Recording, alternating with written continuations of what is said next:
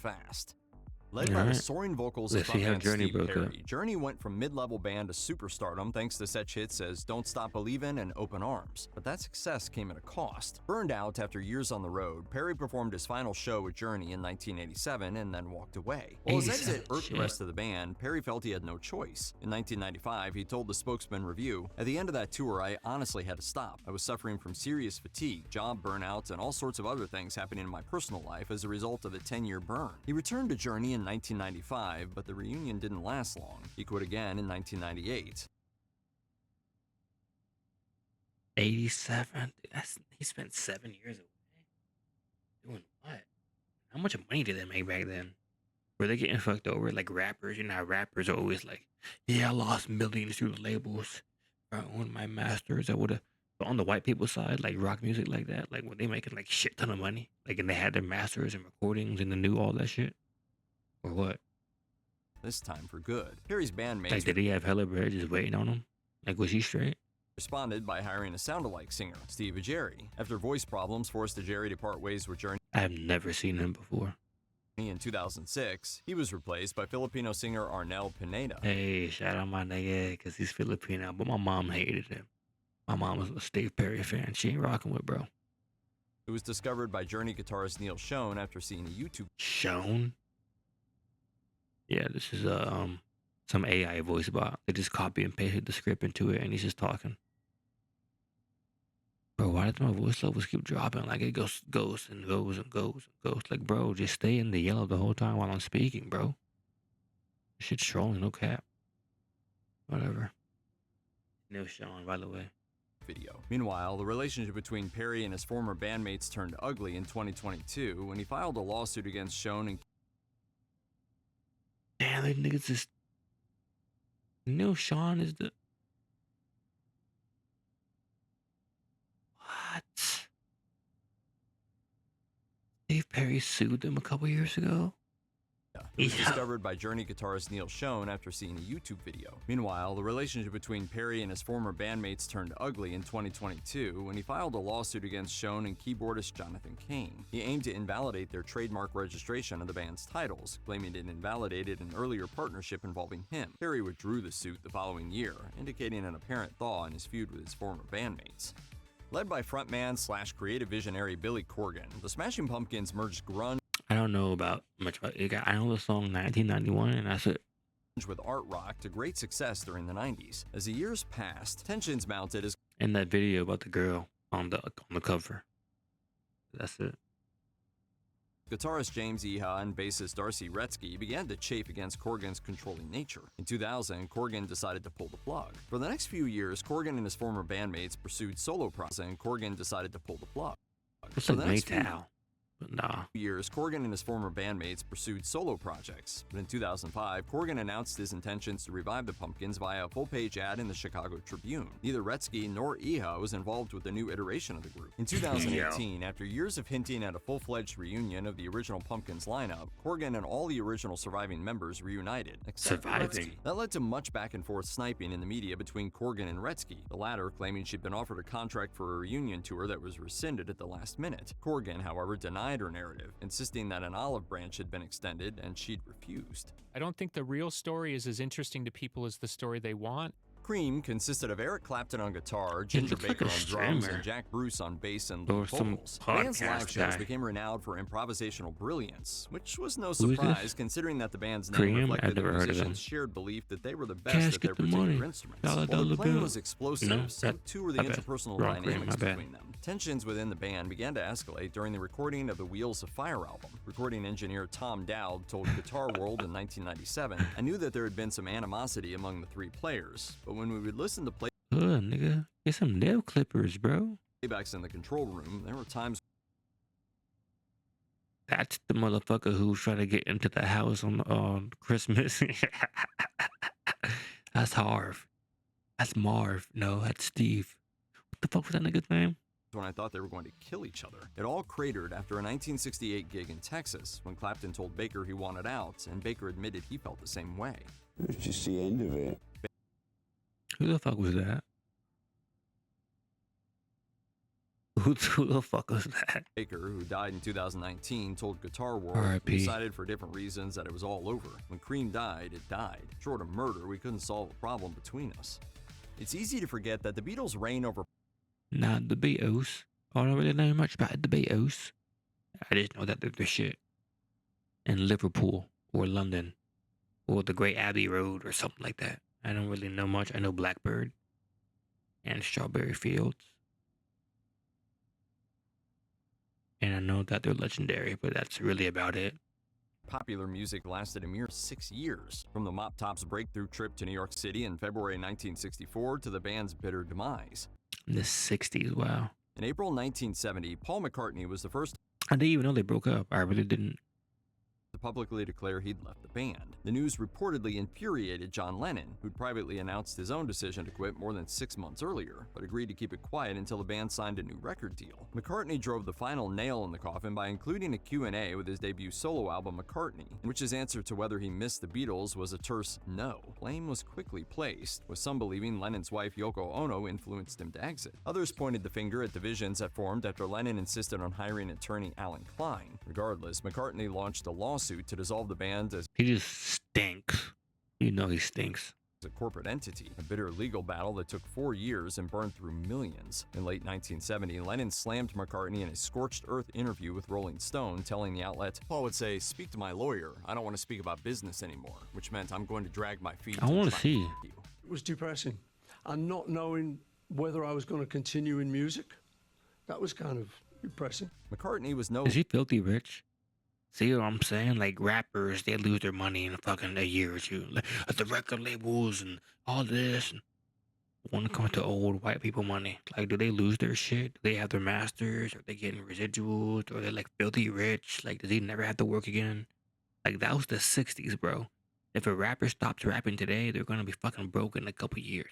That nigga stopped fucking making songs in 60s and 70s, bro. How is he still filthy rich? You know what I mean? less indignant when interviewed for the book Paul McCartney many years from now. He said of Lennon and Ono, "Thank God they're not in my life anymore. It was all very acrimonious and bitter." In the Damn. late 60s and early 70s, Creedence Clearwater Revival enjoyed a I heard brief of run them. as one I see the bad moon rising. of America's most successful rock I bands, thanks to see. frontman John Fogerty's knack for writing catchy hit songs. As the band's popularity increased, the other members grew envious of Fogerty's high profile. That was particularly true of Fogerty's brother, rhythm guitarist Tom Fogerty, who left the band in These niggas were dead ass some fucking hippie, hillbilly, country, bumpkin, and banjo kazooie motherfuckers making good music, and they went fucking viral. They weren't popular. They weren't mainstream. 1971. CCR then continued as a trio, making one more album before calling it quits in 1972. As Fogerty recalled in an interview with Dan Rather, he'd been oblivious to the others' animosity toward him. The breakup was Yeah, sick hair at the age of fucking 70, bro.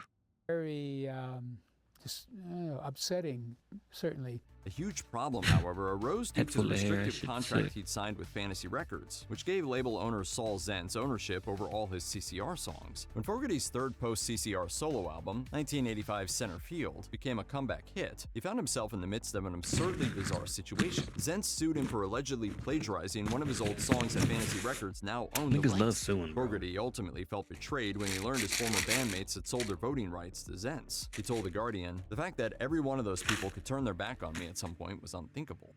Ever since Oasis burst onto the scene in the early 90s, the success of the band's Beatlesque hits was equaled only by reports of fierce animosity between brothers Liam and Noel Gallagher. Despite building a world-class musical think enterprise together, the maybe Gallagher brothers just couldn't get along. It was on full display Along during a a bit of multitude one of that interviews where they says would me- brutally trash each other, like Is this that one them? where Liam snapped, "You've had too many gin and tonics, sit the f*** down." An even clearer example of the bad blood was the time they got into it during a recording session, which culminated in Noel cracking Liam across the head with a cricket bat. The band's nasty breakup occurred during their 2009 tour. The tour had been fraught, with the brothers kicking things off with a fistfight and traveling to and from their concerts separately. It all derailed backstage before Oasis was set to take the stage in Paris. When Liam went to his dressing room and returned to the rest of the band with a guitar, Noel said during a 2011 press conference, he came back in and he was wielding it about like an axe. He was quite violent. It was an unnecessarily violent act and he nearly took my face off. Since then, the brothers have continued to viciously insult each other.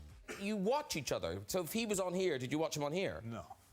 Oh, so but he watches you. Oh, he's obsessed. In 2024, however, the Gallaghers seemingly buried the hatchet, announcing Oasis would reunite for a summer 2025 reunion tour. A pop-rock trio with a twist of reggae, the Police erupted in the post-punk new wave scene of the late 70s. They did have like a little reggae twist. Why? Early part of the next decade, the band regularly topped the pop charts with hits like Every Breath You Take and Wrapped Around Your Finger. On the heels of their biggest success, the Police called it quits, with frontman Sting embarking on his successful solo career. We stopped at the absolute peak, and that was really because of his, lusts for a solo career. In a 2022 interview with Mojo, Sting explained that as writer of the band's mega hits, he was raking in more money than guitarist Andy Summers and drummer Stuart Copeland due to publishing royalties. They had not gone unnoticed by his bandmates, who wanted a slice of that publishing pie, leading to battles over whose... He did his bandmates wrong. He's like, yeah, bro, these 500K checks ain't hitting, bro. Meanwhile, he's getting fucking $2 million checks, bro. Like, he's filthy wrong, bro. That's a fade, bro. Y'all, 33% all the way through. That's a fade, bro. Me and him splitting 20%, you get 80? Nah, that's a fade. material to include on albums. Sting told the outlet, That is hands, bro. That nigga was getting residuals the entire time and they didn't even know. That's hands. I'm robbing that nigga. Frustration was, I would have written an album's worth of material, but also had to entertain these other songs that were not as good. Explaining to someone why their song isn't working is a bit like saying their girlfriend. Yo, if he was filthy rich, I might have had to murder that motherfucker. No cap. If he was a billionaire and I had fucking $500K in the bank, I might have to murder that motherfucker. Ugly. That pain was something I didn't want to go through anymore. While the band reunited in 2007 for a lucrative reunion tour, Copeland is insistent there won't be another. The drummer told Mojo in 2024, there's at least a 0.1% chance of it ever happening. Talkies too. Led by frontman, guitarist, and songwriter Paul Westerberg, the Replacements became critical darlings in the 80s, teetering on the cusp of major success, but without ever quite getting there. I've never heard of them. I'm going to skip them. Ooh, Following the release of their self-titled debut album in 1984, the Smiths went on to become alt-rock favorites. What the fuck is that? Led by the lilting vocals of frontman Morrissey and the hypnotic guitar of Johnny Marr, the Smiths embarked on a successful 3-year run that ended when Marr quit the band shortly before the release of their 4th album, 1987's Strange Ways, Here We Come, or at least... Niggas fucking up the paper, bro. Think of it like a job, bro. Like, yeah, fuck your goddamn job. You hate your goddamn job. But that's how you make money. Why you gonna fuck that up, bro? That was the official story. Interviewed by The Guardian in 2016, Marr revealed... This nigga's gay. He really do got a man. Can't make this shit up. Or at least that was the official story. Interviewed by The Guardian in 2016, Marr revealed his relationship with Morrissey had grown fraught. While recording in his home studio, Marr read in the press that he quit. Assuming Morrissey planted the story, Marr figured his only choice was to exit for real. The band then issued a statement announcing they'd be hunting for a new guitarist. Marr said, I literally thought it was a joke. It was the final nail in the coffin and it took me a long time to forgive them. It was pretty callous. Morrissey has made no secret of his disdain in reviving the band. In 2006, he told Uncut, I would rather eat my own testicles than reform the Smiths. God damn. That's saying something for a vegetarian. In August 2024, however, Morrissey apparently had a change of heart. He took to his website to reveal the Smiths had received a lucrative offer for a reunion tour. Morrissey accepted, and Marr ignored it. The Eagles' soft rock sound masked a snake pit of battling egos, wild excess, and non-stop infighting. The band ultimately broke up in 1980 in the midst of a benefit performance for Senator Alan Cranston. At the center of it all was long-simmering resentment from guitarist Don Felder toward co-founders Don Henley and Glenn Frey. Felder felt that Henley and Frey saw themselves as more talented than he was. The success of the band absolutely rested on that magic ingredient of Glenn Frey and Don Henley. As Frey told Mark Shapiro for his book The Story of the Eagles, The Long Run, his impression that Felder disrespected Cranston during a meet and greet led to a pre-show altercation that carried to the stage. Frey recalled, we were on stage and Felder looks back at me and says, only 3 more songs till I kick your ass, pal. And I'm saying, great, I can't wait. We're out there singing Best of My Love, but inside both of us are thinking, as soon as this is over, I'm gonna kill him. That was when I knew I had to get out. In 1982, Frey told People magazine that the band would never reunite. He quipped, I just rule out the possibility of putting putting the Eagles back together for a Lost Youth and Greed tour. He ate his words when the Eagles did just that with a 1994 MTV reunion special, released as the Hell Freezes Over album and followed by an accompanying tour. In the mid-70s, when Lindsey Buckingham and Stevie Nicks joined Fleetwood Mac, the one-time British blues band achieved a level of success that was unprecedented. The group's meteoric rise was also marked by intense drama, which inspired the iconic Rumours album. That drama was fueled by mountains of cocaine, massive egos, and romantic entanglements, including Buckingham's painful split from Nicks, the McVie's divorce, and drummer Mick Fleetwood's affair with Nicks. The disintegration began in the early half of the 80s when Nicks, Buckingham, and keyboardist/vocalist Christine McVie pursued solo projects. That's when it started to fall apart, I think. After reconvening in 1987, Buckingham clashed with Nicks during a meeting and quit. He returned to the fold a few years later, while Christine McVie left in 1998. She eventually rejoined in 2014. When Nicks and Buckingham clashed while discussing an upcoming tour in 2018, y'all still making music? exited again. He was replaced by Tom Petty and the Heartbreakers guitarist Mike Campbell and Neil Finn of Crowded House. This time, Buckingham claimed he'd been fired, telling Rolling Stone that Nicks gave the others an ultimatum. Either Buckingham was out or she was leaving the band. In a 2024 interview with Rolling Stone, Nicks blamed Buckingham, saying, "I dealt with Lindsey for as long as I could. You could not say that I did not give him more than 300 million chances." Sadly, Christine McVie died in 2022 at the age of 79. As of June 2025, Fleetwood Mac has no plans for a reunion. Arguably the hottest folk duo of the late 60s, Simon and Garfunkel racked up numerous hits thanks to Paul Simon's deft songwriting and Art Garfunkel's angelic harmonies. After both were cast in director Mike Nichols' film Catch-22, Simon became miffed when his role was cut. While Garfunkel spent months filming, Simon worked alone on the Bridge Over Troubled Water album. While Simon was irked he'd been left to carry the load while his partner played movie star, Garfunkel resented Simon being unwilling to accommodate his Hollywood ambitions. They ultimately split in 1970. The two performed together various times after that, but their relationship was never the same. That was true when they reunited for a 1981 concert in Central Park, which proved so successful that they decided to tour together. Simon recalled in the documentary In Restless Dreams, the music of Paul Simon, "We were famously antagonistic, but I thought, you know what? I'm going to put that all aside and have a good reunited tour with Artie." The tour's success prompted Simon to consider reuniting with Garfunkel on a permanent basis, but those plans quickly went off the rails. Simon explained in the doc, "The breakup that happened after Catch-22 was never repaired. It was just a bandage put over it." Garfunkel had his own fucking thoughts on 70, what went wrong, saying at one point, "It takes two people to make a group. It takes two people to be jerks." We would have broken up anyway. Right. Duos don't stay together. Supergroup Crosby, Stills, Nash & Young has broken up and gotten back together so many times that it was always easy to assume that any split would only be temporary. While the addition of Neil Young to CSN for the group's second album was electrifying, his unpredictable nature meant he came and went from the group. Founded in the mid-70s, the Talking Heads' original lineup consisted of David Byrne on guitar and vocals, Chris Franz on drums, and Tina Weymouth on bass. Keyboardist Jerry Harrison joined later. Byrne's quirky stage persona and natural writing hits brought the group success throughout the 80s, until Byrne the charts on the heels of such hits as London Calling and Rock the Casbah. The band's success, however, was tinged with turmoil. While drummer Topper Heaton's escalating heroin addiction led to his firing, the band's 1982 album Combat Rock became its biggest ever, cracking the US top 10. That led to a division within the band, with guitarist Joe Strummer and bassist Paul Simonon eager to build on their popular charts on the heels of such hits as London Calling and Rock the Casbah. The band's success, however, was tinged with turmoil. While drummer Topper Heaton's escalating heroin addiction led to his firing, the band's 1980 with them on tour, while lead guitarist Mick Jones wanted to get off the road. Strummer recalled in the documentary Westway to the World, Mick was intolerable to work with by this time. He wouldn't show up. When he did show up, it was like Elizabeth Taylor in a filthy mood. Pushed to the brink, Strummer and Simonon decided to fire Jones. Simonon told author Danny Garcia for his book, The Rise and Fall of the Clash, "We felt we've had enough, let's kick him out, and that's what we decided on, and to hell with the consequences." While Jones went on to solo success with Big Audio Dynamite, the Clash hired two new guitarists and cut what would be their last album, 1985's Cut the Crap, before disbanding. Jones reflected in a 2013 interview with Rolling Stone, "We were just all fed up with each other. The bigger it got, the more difficult it became."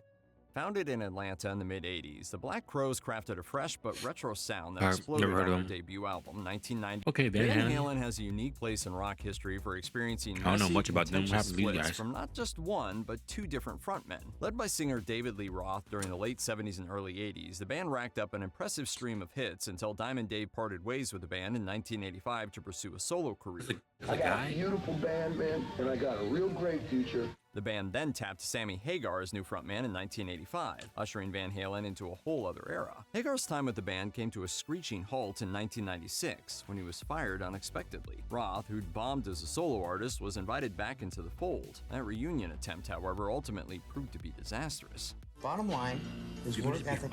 In 1998, the band hired extreme singer Gary Cherone. A few years later, he was out, reportedly parting amicably. Another reunion with Roth in 2000 quickly flamed out, followed by a failed attempt to enlist Ozzy Osbourne to join Van Halen. Roth and Hagar then teamed up for a joint tour in 2002 without Van Halen. Hagar agreed to rejoin in 2003, but old tensions resurfaced during their tour, and Hagar exited for the second time in 2005. The band then reunited with Roth again for a 2007 tour, which kicked off a decade-long run of performances together. Sadly, in 2020, Eddie Van Halen died at age 65, leaving the future of Van Halen in doubt.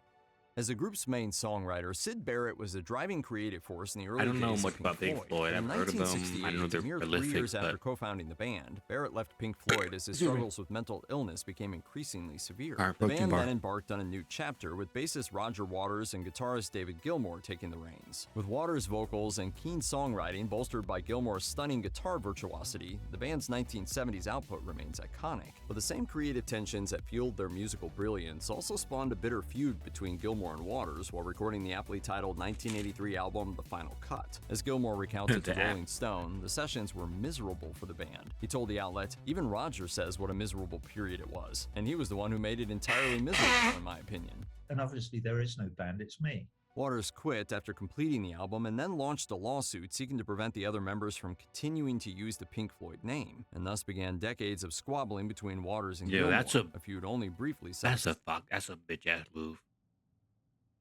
You get fired from the group, so you're like, yep, now I'm suing you and you can't use that name no more because that was us and now I'm not there, so it's not really us anymore, it's just you guys, so you can't really use it, so about it, you gotta use it. Like, come on, bro. You're tweaking, bro.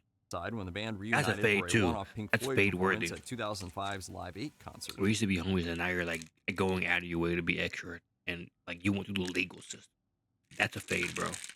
More recently, Gilmour and the Waters-free Pink Floyd issued a 2022 single, Hey Hey Rise Up, criticizing Russia's invasion of Ukraine. After Waters dismissed the song in an interview with a German newspaper as contentless flag-waving, Gilmour's wife, Polly Sampson, posted on X, "Sadly, Roger Waters, you are anti-Semitic to your rotten core. Also a Putin apologist and a lying, thieving, hypocritical, tax-avoiding, lip-syncing, misogynistic, sick with envy, Okay, and we're out of here. Gilmour